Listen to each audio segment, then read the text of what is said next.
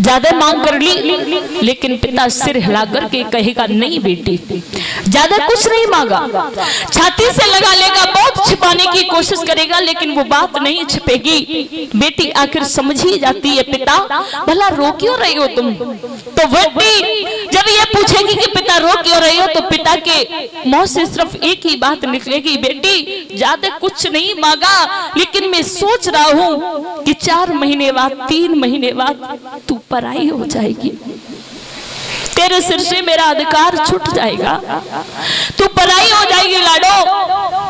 तो बेटी फूट फूट करके रोने लगती है, जवाब देती है कि पिता संसार के सारे लोग कहते रहे कि तू पराई है, एक दिन पराई हो जाएगी, लेकिन मुझे बुरा नहीं लगा, लेकिन आज मैं तुम्हारे मुंह से सुन रही हूँ कि मैं पराई हूँ, बेटा मैं पराई हो जाऊंगी। वो पिता फूट फूट करके रोने लगता है। कोई पिता ये नहीं चाहता है कि मेरी बेटी की शादी ऐसे घर में हो जो कि मेरी बेटी को दुख मिले, कष्ट मिले। हर पिता एक ही बात सोचता है कि मेरी बेटी की शादी ऐसे घर में हो जो कि मेरी बेटी सारी जिंदगी खुशी खुशी से रहे। शादी के बाद में बेटी चाहे कितना भी रो, पहले चाहे कितना भी रो, कुंवारी हो बेटी चाहे कितना भी घर पर रो, लेकिन पिता को बुरा नहीं लगेगा। लेकिन जिस समय शादी हो जाती है, अगर बेटी घर पर आई और बेटी की आंख में एक भी आंसू देख लिया तो पिता का कलेजा फट जाता है। क्या बात है जो मेरी बेटी ऐसे रो रही है। ध्यान रखना, एक व्यक्ति तो इतना रोता है जिसे नहीं रोना चाहिए। भला पूछते भाई तू क्यों रो रहा है, तो वो भाई कहता है क्या बताऊं भैया, जब भी मैं लड़ा, जब भी झगड़ा तो अपनी तरफ से ही झगड़ा। इससे एक बहन भाई का प्यार था, ये लड़ाई नहीं थी। जब तक मैं नहीं आ जाता था तब तक खाना नहीं खाती थी, 1000 बार फोन कर देती कहाँ है, कहाँ मर रहा है, खाना नहीं खाना। और जब तक मेरे साथ बैठ कर के भोजन नहीं कर लेती थी तब तक इस पगली का पेट नहीं भरता था। आज मेरा ख्याल रखने वाली मुझसे चली गई। ध्यान रखना, एक व्यक्ति तो ऐसा रोता है जो खुल करके नहीं रो पाता है माताओं। वो है बेटी का पिता, वो है बेटी का बाप, जो कि खुल करके बेचारा नहीं रोता है, अंदर घुट घुट करके रोता है। भैया अगर किसी के घर पर भोजन करने के लिए जाओ तो भोजन अच्छा नहीं बने तो कह देना ये भोजन अच्छा नहीं है। अगर किसी की बेटी की शादी में भोजन करने के लिए जाओ तो कभी ये मत कहना कि भोजन अच्छा नहीं बना, क्योंकि वो पिता सारी जिंदगी की मेहनत अपनी बेटी की शादी में लगा देता है। सारे लोग तैयार हो जाते हैं, देखा होगा जब जयमाला का नंबर पड़ता है तो सारे लोग तैयार हो जाते हैं, लेकिन वो पिता खुद के कपड़े बदलना भूल जाता है, नंगे पैर भाग रहा है। खाना खा लिया तो खा लिया, ना खाली पेट भाग रहा है। कहते हैं भाई तू तो कपड़ा बदल ले, आखिर कपड़े तो पहन ले। तो वो पिता कहता है ना बस मेरी बेटी अच्छे घर में पहुंच जाए, मैं तो ठीक हूँ, ऐसे ही ठीक हूँ। जब विदाई का नंबर आता है तो देखा होगा कि 2-3 घंटे पहले से वो पिता दूर रह जाता है, बेटी से दूर हो जाएगा, एक कुन्ने में पड़ा पड़ा रोएगा। बेटी की जब विदा होती है तो बेटी फूट फूट करके रोती है, कहती है मेरे बूढ़े बाप को तो बुला दो, जाते जा करके अपनी बेटी को विदा तो करके आ। तो वो पिता रो करके कहता है क्षमा करना, मेरे अंदर वो क्षमता नहीं है, मेरे अंदर वो ताकत नहीं है जो मैं अपनी बेटी को छाती से लगा करके विदा कर दूं, अपनी बेटी को डोली में बैठा दूं, नहीं है मेरे अंदर वो क्षमता। बेटी की विदाई करने के बाद में वो पिता एक कुन्ने में जाकर के माता फूट फूट करके रोता है, कहता है आप 2-4 दिन तक मुझसे बात नहीं करना, क्योंकि मेरे शरीर में वो क्षमता नहीं है, ताकत नहीं है जो मैं तुमसे बात कर लूं। लक्ष्मी घर से गई, वो गई, लेकिन मेरे हाथ पैर तोड़ करके चली गई। वो पिता होता है, लेकिन माताओं एक पिता सर की जो बेटी होती है ना, पिता के सर की पगड़ी हुआ करती है। कभी ऐसा गलत कदम ना उठाएं, ऐसा गलत काम ना करें जो समाज में हमारे पिता का सर नीचे हो। हमेशा ऐसा बहादुरी का काम करिए जो कि हमारे पिता समाज में सर उठा करके बात कर सके, लेकिन जब वो पिता विदा करता है अपनी बेटी को छाती से लगा लेता है, फूट फूट करके रोता है। तो आज बेटी रो करके कहती है कि पिता मत रो। तो आज रो करके एक ही बात कहती है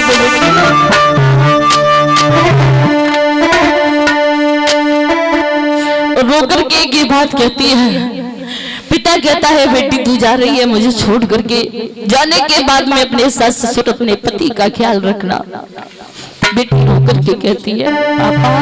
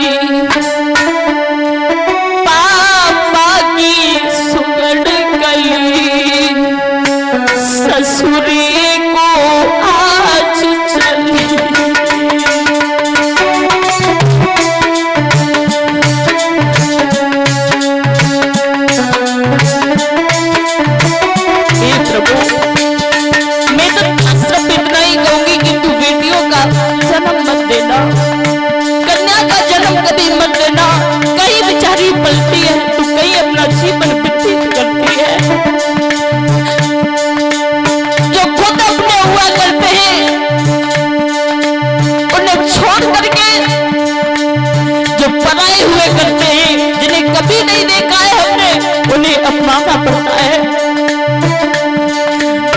जो बेटी सबसे पहले भोजन करने वाली माताओं ससुराल में जाने के बाद में दो रोटी अपने हाथ में पकड़ने के बाद एक कुन्ने में बैठ करके खा लेती है, वो बेटी हुआ करती है। फोन करके कहेगी माँ पापा अच्छे, पापा काफी दिन हो गए मुझे लेने के लिए क्यों नहीं आई, क्या कोई भूल बन गई? बात कर लो पापा मुझे ले जाओ, चुपके से फोन करेगी। तो पिता फोन करता है मैं बेटी को लेने के लिए आ रहा हूँ, ससुर मना कर देते हैं हम नहीं भेजेंगे। वो बेटी फिर से फोन करती है पापा क्या बोला, मना कर दिया। वो रो करके कहती है पापा सब ठीक तो है, अपना ख्याल रखना पापा। देखा होगा कि जब कड़ी सर्दी पड़ती है कमरे में बंद हो जाते हैं, सब लोग लेट जाते हैं, पिता कहीं से आता है कहीं से लौट करके, तो चाहे बेटा क्यों ना पास में पड़ा हो आवाज लगाएगा, दरवाजा बजाएगा, कुंडी खोलो। माँ कहेगी लाला पापा आ गए चला जा, तो वो बेटा कहता है नहीं मुझे सर्दी लग रही है। लेकिन बेटी ने जैसे ही देखा मेरे पापा आए हैं, उठ करके खड़ी होगी, दरवाजा खोलेगी, पापा सर्दी लग गई होगी, पापा खाना नहीं खाया है। हर समय बेटी अपने पिता का ख्याल रखती है, वो बेटियां हुआ करती हैं। पापा की सुगंध ससुरे को आग जली,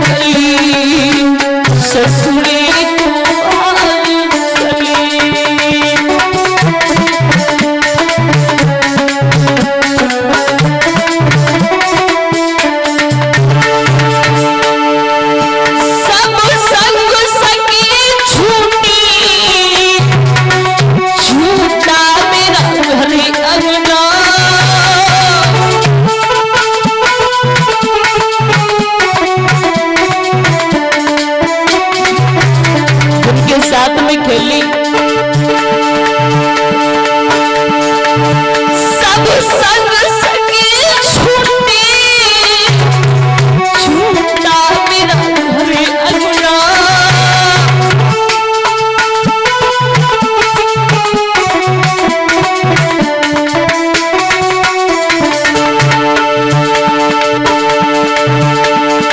साजन के संग चली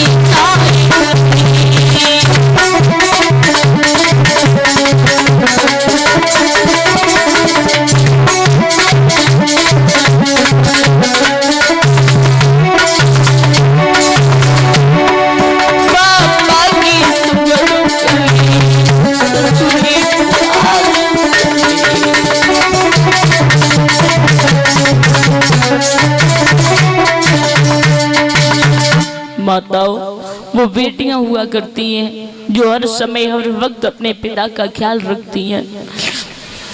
वही व्यक्ति पीड़ा समझ सकता है जिसने अपनी बेटी के पीले हाथ कर लिए होंगे। अब बेटी बोझ नहीं है, ध्यान रखना मेरे श्रोताओं, बेटियां बोझ नहीं, लेकिन एक जगह बोझ है। अगर गरीब बाप है, उसके पास में धन नहीं है देने के लिए, तो इन धन के लोभियों ने, इन दहेज के लोभियों ने बेटियों को बोझ बना दिया है। अगर थोड़ा भी धन कम रहा तो ध्यान रखना ये चैन से नहीं जीने देते हैं, नाना प्रकार के ताने मारते हैं। बूढ़ा बाप है, उस बाप के पास में कुछ नहीं है, मेहनत करके शादी कर दी। जब मेहनत करके शादी कर देता है, मैंने देखा है कहीं कहीं के बेटियों को घर से निकाल देते हैं, बेटियों को फांसी लगानी पड़ती है, बेटियों को अग्नि में जिंदा जला देते हैं। ये दहेज के लोभियों कभी ये नहीं सोचा कि तुम्हारी भी बेटी कहीं जाकर के एक बहू बनेगी? कभी ऐसा नहीं करना चाहिए। इन दहेज के लोभियों ने बेटियों को बोझ बना दिया है। लेकिन ओरे विधाता, ओरे प्रभु, इस कन्या का जन्म तू मत देना, ये बहुत बुरा जन्म है। कहीं बेचारी जन्म लेती है तो कहीं फल करके, और कहीं चली जाती है तो कहीं अपना जीवन व्यतीत करती है। उस पौधे को वो पिता 18-20 साल तक पालता है, बड़ा करता है। वो करने के बाद में अपने कलेजे के टुकड़े को दूसरे के हवाले कर देता है। पिता ने अपने कलेजे के टुकड़े को दे दिया, माता ने अपनी आत्मा को दे दिया, भाई ने अपनी परछाई को दे दिया, बहन ने अपने खेलने का खिलौना दे दिया। फिर भी ये दहेज के लोभी पता नहीं क्या क्या करते हैं बेटियों के साथ में। एक गरीब की बेटी है, ससुराल में पहुंच जाएगी। ससुराल में जाने के बाद में सास ससुर ताने मारते रहते हैं। जब पियर में रहती है तो माता पिता कहते हैं बेटी ढंग से काम किया करो, ढंग से चला करो, क्योंकि तुम्हें पराए घर जाना है, एक दिन तुम पराई हो जाओगी। बेटी सोचती है भला मेरा घर कहाँ है। ससुराल में पहुंच जाती है तो कोई काम करती है, कोई काम बिगड़ जाता है तो ससुराल वाले क्या कहते हैं, ये क्या जाने ये तो पराए घर से आई है। तो आखिर प्रभु बेटियों का घर कहाँ है? हर जगह पराई पराई क्यों कहते हैं? बेटियों का घर है तो है कहाँ? अगर दहेज नहीं दिया तो दहेज के लोग ताने मारते हैं, सारे दिन बेचारियों को पीटते हैं। तेरे पिता ने ये नहीं दिया, तेरे पिता ने वो नहीं दिया। तो वो बेटी गरीब की अपने हाथ में पत्र लेती है, और पत्र लेने के बाद में अपने खून से, अपने रक्त से खून निकालने के बाद में जैसे ही उस पत्र को लिखने लगती है तो एक ही बात कहती है, ओ पापा ये दहेज के लोग मुझे जीने नहीं दे रहे हैं। पापा ना तो तुम्हारे घर आने देते हैं, ना तो ढंग से यहाँ रहने देते हैं।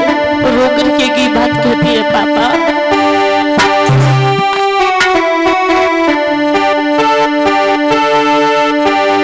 अपने खून से लिखिए चिट्ठियां, अरे अपने खून से लिखिए चिट्ठियां, पापा माई की कुतर से तुम्हारी बेटियां, पापा माई की